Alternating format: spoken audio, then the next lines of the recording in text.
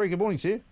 Mike, good morning to you. Great to see you. We're all in a very good mood today for some reason. I can't imagine why, but even people in Britain who have had the ghastly Keir Starmer in charge since July the 4th have suddenly got a spring in their step because Donald Trump is back.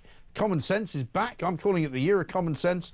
He's already had an effect on the Middle East. He's going to have a massive effect in America, and we can't wait, frankly. Well, yes, exactly. The Middle East as well. China, of course, had been militarizing the Chinese Straits, which is 60 to 70% of all maritime traffic. Under Donald Trump, that was stopped. Of course, you mentioned about Ukraine, you mentioned the Middle East. So to have adults back in charge is a good thing. And interesting about how these things swing across the board. We see in Argentina. I'm optimistic about good conservative leadership in the days ahead in Britain and in France and in the continent as well. So this is just the beginning. Yeah, no, I think so. I mean, unfortunately, you say you're looking ahead to some good conservative leadership in Britain. We haven't got it at the moment because we're kind of bucking the trend here. We've elected some kind of ridiculous rabble of socialists, God knows why. And of course, Keir Starmer's not at the inauguration, but other world leaders are. Let's have a look at what Donald Trump had to say from last night's rally on illegal immigration. By the time the sun sets tomorrow evening, the invasion of our borders will have come to a halt, and all the illegal border trespassers will in some form or another be on their way back home.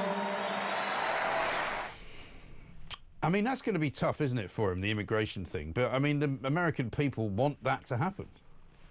Well, we've just had such a lack of leadership, and of course, when you have a lack of leadership, it's not that nothing happens. It means that evil is not dissuaded. And you see the chaos that subsumes. The United States, the American people, over 78% want to stop to it. Of course, the Democrats couldn't see that coming.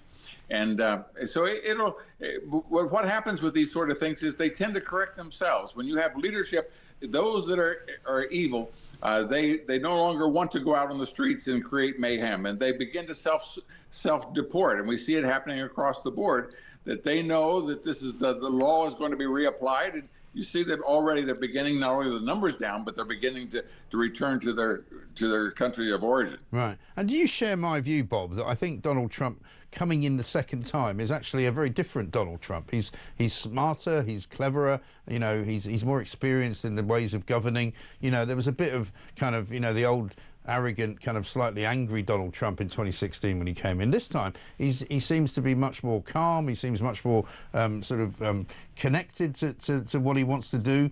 And I'm looking forward to what he's going to do.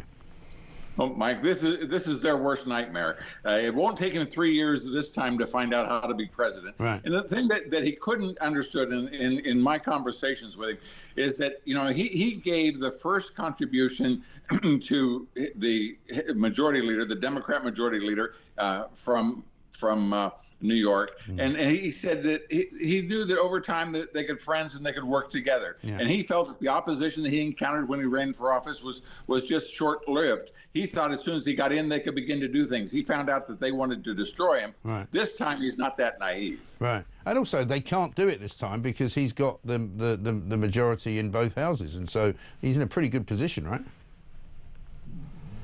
Right, and they know the American people. The main thing is that it's just like many in Europe.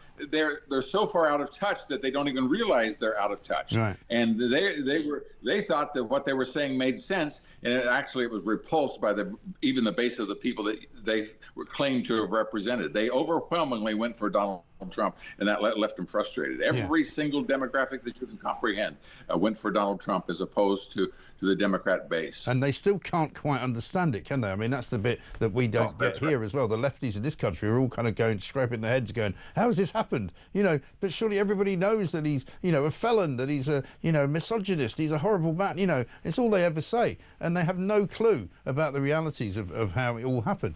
Let's have a look at Elon Musk. He was at the rally last night. Thank you, Mr. President.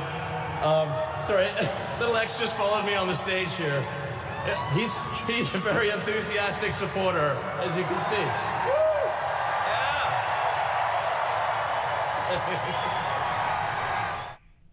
Yeah. Yeah, I mean, Elon Musk is going to be interesting as well.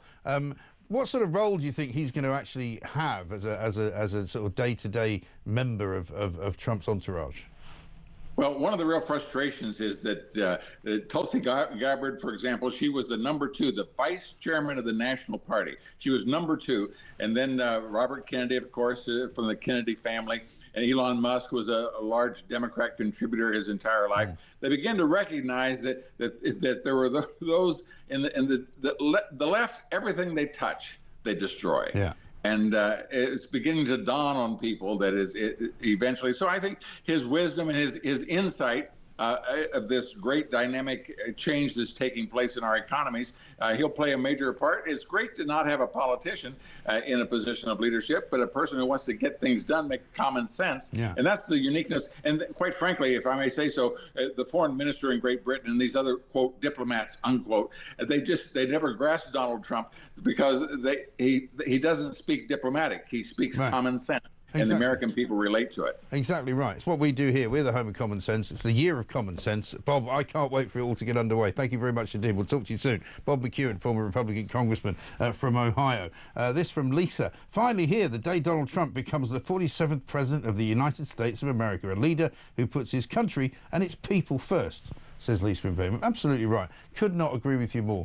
And it's all going to kick off today. And he says, right there, by sunset tonight, in the United States of America, the immigration problem will start to be addressed. People will be on their way home, deported from the USA because they've arrived there illegally. We could do with a bit of that here, couldn't we?